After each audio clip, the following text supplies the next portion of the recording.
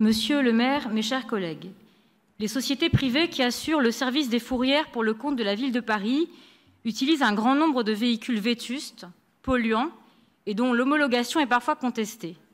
Outre l'impact environnemental et les dangers engendrés pour la santé des Parisiens, l'image du service public et de la ville s'en trouve fortement dégradée. Je dirais même que c'est un comble.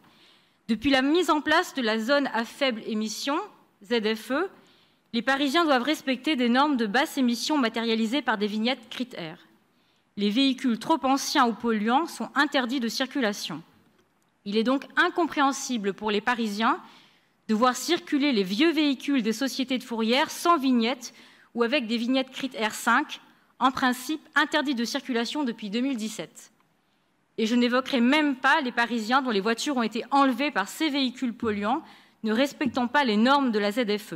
Ils sont encore plus excédés et leur colère est légitime. Nous savons que des dérogations locales permettant à ces véhicules polluants de circuler ont été accordées par arrêté conjoint de la maire de Paris et du préfet de police. Mais malgré tout, il nous semble que le service public doit se montrer exemplaire, en particulier dans une ville qui se revendique à la pointe de l'écologie. Et je m'adresse là d'ailleurs à nos amis du groupe écologiste. C'est pourquoi, avec le groupe Changer Paris, nous demandons que la maire de Paris présente un recensement des véhicules qui assurent le service des fourrières en détaillant leurs classements critères et leurs homologations.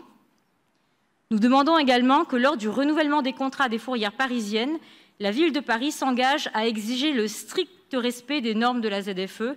Et enfin, nous souhaitons que la ville de Paris mette tout en œuvre le plus rapidement possible afin que le service des fourrières soit assuré par des véhicules zéro émission. Vous en conviendrez, j'espère, c'est quand même le minimum que nous devons aux Parisiens. Je vous remercie.